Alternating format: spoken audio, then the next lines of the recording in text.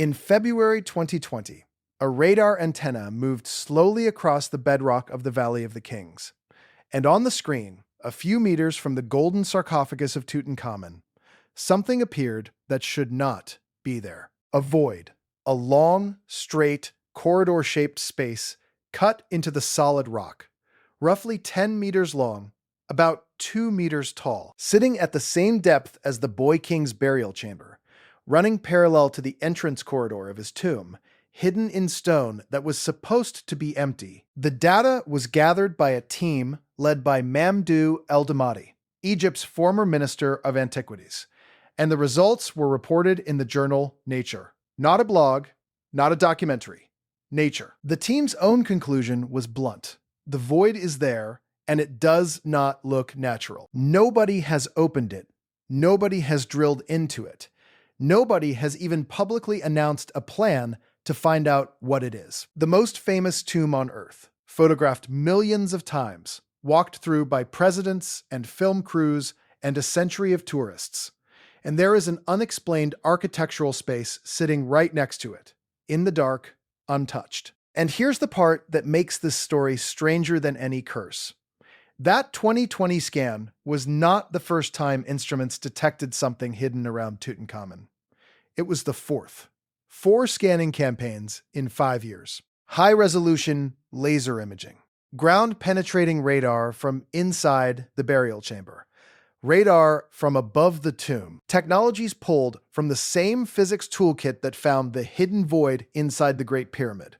Detectors and imaging methods, born in particle physics labs, aimed at a 3,300-year-old grave. And the results did not politely agree with each other. They collided. One team said there were 2 hidden chambers, one containing metal and organic material. Another team said there was nothing at all. A third said the case was closed forever. Then the 4th scan found the corridor, and after that, silence. But the scans are only half of this story. Because while physicists were arguing about voids in the rock, Egyptologists were quietly confirming something else. Something you can verify with your own eyes in the Egyptian Museum. The most iconic object from the tomb, the solid gold death mask of Tutankhamun, the single most famous artifact in human history, was not made for him. It was made for a woman. Her name is still on it, hidden underneath his. And she is the same woman whose lost tomb may be sitting behind the painted wall of Tutankhamun's burial chamber right now. By the end of this video, you'll know what each scan actually found, why the results terrified the people who ran them, whose name is hiding under the gold, why the boy king was buried with a dagger forged from a meteorite, and why every attempt to answer the biggest question in Egyptology keeps ending the same way, with a closed door. Start with the tomb itself, because before a single radar pulse was fired, the tomb was already a crime scene of anomalies. And the first clue is one you can see the moment you walk down the entrance steps. Tutankhamun's tomb is wrong. Not damaged, not looted. Wrong. Every visitor feels it, even if they can't explain it. Royal tombs in the Valley of the Kings are enormous. Long descending corridors. Pillared halls, chamber after chamber cut deep into the mountain, walls covered, floor to ceiling, in religious texts. The tomb of Seti I runs more than 130 meters into the rock. Tutankhamun's entire tomb would fit inside a single hall of it, 4 small rooms, only one of them decorated. For a pharaoh buried with more than 5,000 objects, the richest intact royal burial ever discovered, the architecture is almost insultingly small. And there's a detail hidden in the floor plan that most people walk right past. When you descend the corridor and enter the tomb, the burial chamber sits to the right. In the 18th dynasty, that turn meant something. Kings' tombs turn left. Tombs built for queens turn right. Tutankhamun, the divine ruler of the richest empire on Earth, was buried in a tomb laid out for a queen. The mainstream explanation is simple, and it's not crazy. Tutankhamun died suddenly, around the age of 19, with no royal tomb finished for him. So the burial party grabbed whatever was available, a small private tomb or an unfinished queen's tomb, and crammed a king's funeral into it.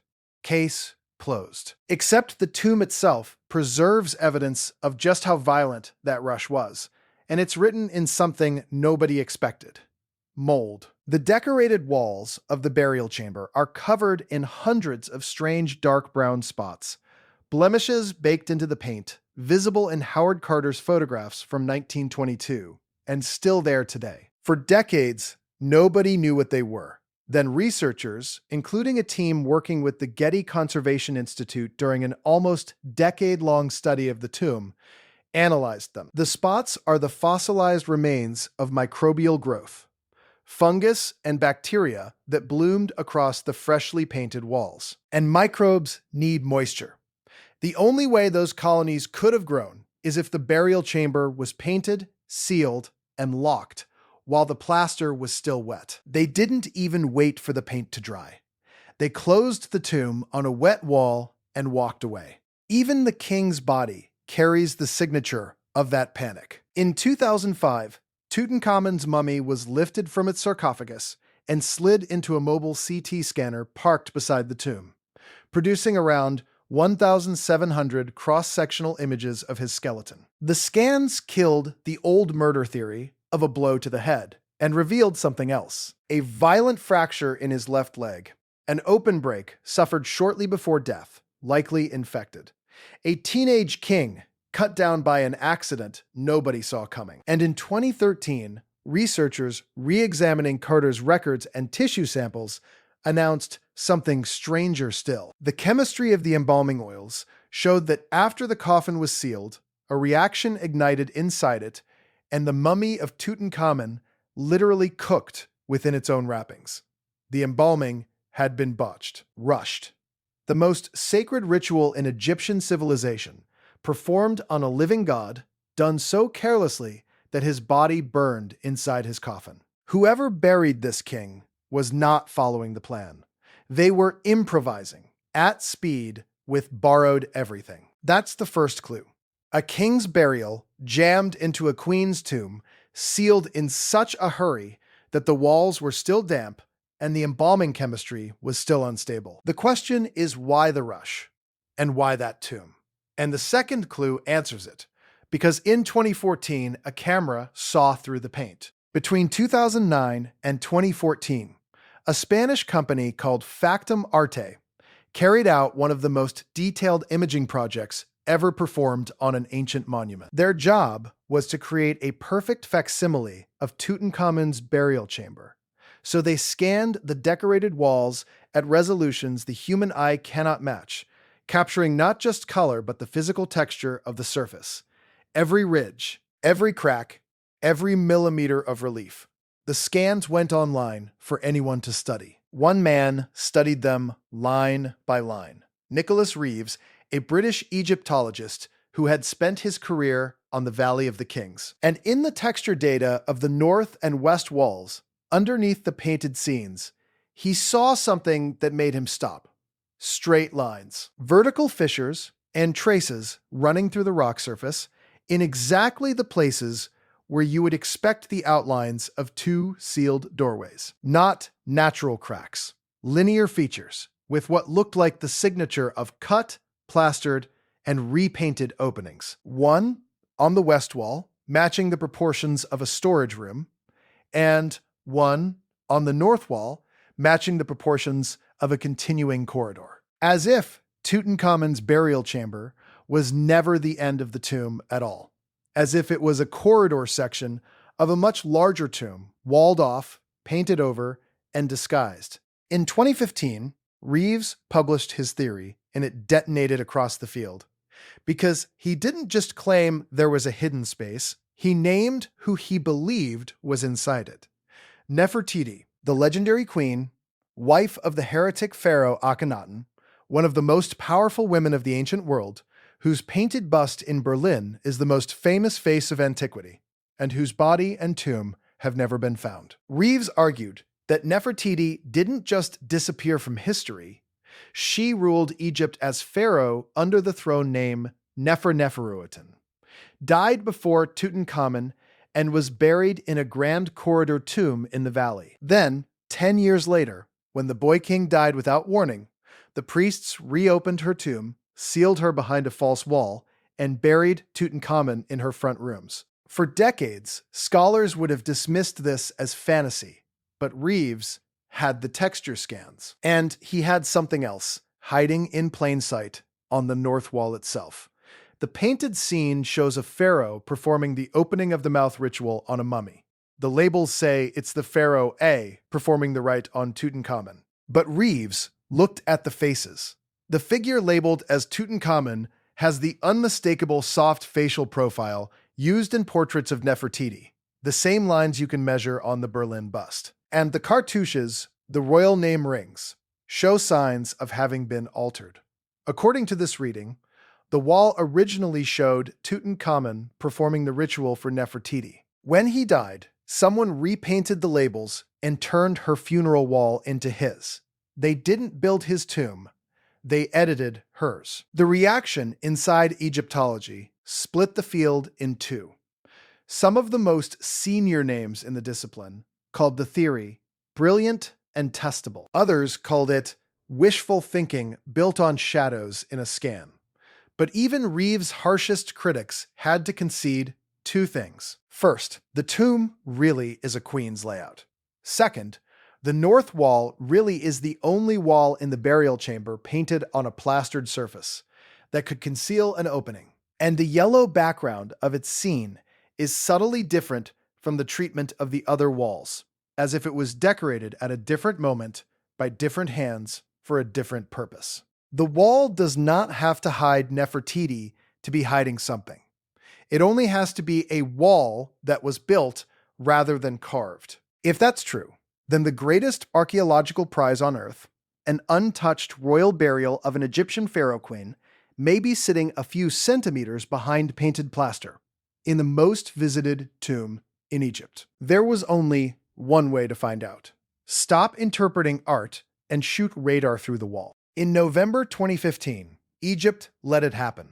A Japanese radar specialist named Hirokatsu Watanabe, a veteran with decades of subsurface scanning behind him, wheeled his customized ground-penetrating radar unit down the 16 steps, through the corridor where Carter once stood, and into the burial chamber itself. For 2 nights, with the tomb closed to tourists, he ran the antenna along the north and west walls, inches from the painted figures, sending pulses through the plaster and into the rock behind. Reeves was in the chamber watching the traces scroll across the screen. Watanabe worked in silence, then looked at the data and told the officials in the room that in the Valley of the Kings, he would expect to find antiquities behind that wall. What came back stunned everyone present. Voids behind both walls, empty spaces where the bedrock should have been solid. And within those spaces, his equipment registered anomalies he interpreted as both metallic and organic material. Metal and organic material behind the north wall of Tutankhamun's burial chamber, exactly where Reeves predicted a queen's burial would be. The Egyptian Antiquities Ministry went in front of the world's press and put a number on it. They said the scans indicated, with approximately 90% confidence, that hidden chambers existed behind the tomb's walls. The minister at the time called it potentially the discovery of the century. If you want to know how this story ends and why it still hasn't ended, hit subscribe, because this channel investigates sealed chambers and buried scan data every single week. And this case is exactly why. Because here's where it gets strange. Having just announced 90% certainty of the find of the century, Egypt did the logical thing. They ordered a second scan to confirm it. In the spring of 2016, a team working with National Geographic brought in newer radar equipment and ran the same walls. And their data showed nothing. No voids, no chambers, no metal, solid rock. 2 professional radar teams, same walls, months apart, and the results were not slightly different. They were opposites. And then the National Geographic scan results were never fully published. The data was not released for independent review. It simply went quiet. To this day, You cannot download and examine that dataset. One of the two contradictory scans of the most important wall in archaeology is effectively missing from the public record. Something else changed in that window, and it matters. Mamdouh el-Damati, the antiquities minister who had championed the search and announced the 90% figure, was removed from his post in a cabinet reshuffle in March 2016, within days of the second scan. His successors inherited a project that had become a political landmine. Announce a discovery and be wrong, and you humiliate Egypt in front of the world. Announce a discovery and be right, and you invite the terrifying question of how to open a sealed royal chamber without destroying a UNESCO World Heritage tomb and the priceless paintings standing in front of it. The safest institutional answer to both scenarios is the same answer. Find nothing. The contradiction was so embarrassing that Egypt convened a third campaign to settle it forever. In 2018, a team led by Francesco Porcelli of the Polytechnic University of Turin conducted what was billed as the decisive survey, 3 separate GPR systems, multiple frequencies, cross-checked coverage of the chamber. Their conclusion, delivered at a conference in Cairo, was absolute. No hidden chambers, no voids adjacent to the burial chamber. In their words, the radar data was conclusive. The ministry declared the matter finished. Reeves's theory was pronounced dead, the press moved on, and the tomb went back to being a tourist attraction. And that should have been the end. Except 2 years later came the scan from the beginning of this video. Mamdouh el-Damati, the same former minister who had once announced the 90% figure, came back with a new team and a different strategy. Instead of scanning through the decorated walls from inside, where reflections bounce chaotically around a cluttered chamber, they surveyed from outside and above, mapping the bedrock around the tomb itself. And there it was. The corridor-shaped void. Around 10 meters long, about 2 meters high, a few meters from the burial chamber, at the same depth, oriented in line with the tomb's entrance corridor. The finding was significant enough that Nature reported it. Experts quoted at the time said a straight, corridor-shaped void at tomb depth is extremely difficult to explain as natural geology. Fractures in the valley's limestone wander. This didn't wander. So line the 4 campaigns up. 2015, laser texture data shows the outlines of 2 sealed doorways. Late 2015, radar finds voids with metallic and organic signals. 2016, radar finds nothing and the data vanishes. 2018, radar finds nothing. Case declared closed. 2020, radar from a new angle finds a 10-meter corridor void, published in the world's leading science journal. That is not a debunked theory. That is a coin that has landed on its edge, and everyone has agreed to stop flipping it. But while the radar war raged over what's behind the walls, the objects inside the tomb were quietly giving up their own secret. And this is the third clue, the one you can verify without any radar at all. When Howard Carter broke through the blocked doorway in November 1922 and was asked what he could see, he answered with 3 words: wonderful things. It took him nearly a decade to empty the tomb. More than 5,000 cataloged objects, gold shrines nested inside gold shrines, chariots, thrones, jewelry, sealed boxes. For a century, the world has treated that hoard as the ultimate portrait of one king's wealth. But researchers who have spent years re-examining the treasures keep running into the same uncomfortable pattern. A large share of his burial equipment, some specialists estimate the majority of the major ritual objects, was not made for him. Names have been erased and recarved. Faces reworked. Miniature coffins, canopic equipment, jewelry, even the golden bands wrapped around his mummy show earlier royal names ground away and replaced with Tutankhamun's. And the earlier name that keeps surfacing under the surface is Nefertiti, the female pharaoh, the throne name associated with Nefertiti. Then it went further than anyone was comfortable with. In 2015, Reeves examined high-resolution imagery of the gold death mask itself, the 11-kilogram icon of ancient Egypt. Look closely at the face, and the evidence stacks up. The ears are pierced. In Tutankhamun's era, depictions of adult kings were not shown with pierced ears. Queens and children were. The face is a separate piece of gold joined to the mask in a slightly different alloy. And in the cartouche, on the mask's shoulder, under Tutankhamun's royal name, examination revealed traces of an earlier inscription that had been erased and overwritten. The name underneath reads, Ankh-Keperur Nefer-Neferuit. The most famous golden face on Earth appears to be a reused funeral mask made for the woman pharaoh, hastily reinscribed for the boy who died too soon. Her burial goods on his body. Her tomb layout around his coffin. Her face, possibly, under his paint on the north wall. Everything about this burial keeps pointing through that wall. Even his DNA points at a missing woman. In 2010, a landmark genetic study published in the Journal of the American Medical Association tested Tutankhamun's mummy against other royal mummies from the period. It identified his father as the heretic king Akhenaten, and his mother as an unnamed mummy from tomb KV35, known only as the Younger Lady. Her identity has never been confirmed. Some researchers argue the skeleton's features are consistent with Nefertiti herself.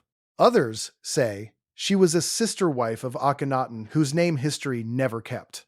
Either way, sit with that fact for a moment. We have sequenced the boy king's genome, and we still cannot name his own mother. Because the generation of royal women who ruled Egypt at the end of the Amarna period was scrubbed from the record so completely that their bodies lie unlabeled in side chambers, and their tombs have never been found. An entire dynasty of queens is missing, and the radar keeps finding voids in the one tomb connected to all of them. And among the treasures wrapped against the king's thigh, there was one object that pointed somewhere else entirely, off the planet. A dagger with a blade of iron, buried 3 centuries before Egypt had iron smelting. Its edge still sharp, its blade unrusted after 3,300 years in a sealed tomb. For decades, it was a curiosity. Then, in 2016, a joint Italian and Egyptian team put an X-ray fluorescence scanner on the blade and published the composition. Iron with nearly 11% nickel and a distinct trace of cobalt. That ratio does not occur in iron smelted from earth ore. It is the fingerprint of meteoritic iron. The boy king was buried with a knife forged from a fallen star, and the Egyptians knew exactly what it was. Right around this period, their texts begin using a new phrase for the metal, iron from the sky. A 2022 Japanese study went further, concluding from the blade's crystal structure that it was forged at low temperature outside Egypt, and pointing to the Amarna letters. Diplomatic tablets that record the king of Mitanni sending an iron dagger as a royal gift to Tutankhamun's grandfather. The dagger wasn't magic. It was documentation, a traceable object moving through a Bronze Age world that recorded its origins precisely. Which is exactly the point. When the people who buried Tutankhamun wrote something down or sealed something away, they did it deliberately. They weren't guessing, they were recording. So now, does all of this prove the extreme version of the story, that Nefertiti lies intact behind the north wall and that researchers are hiding it?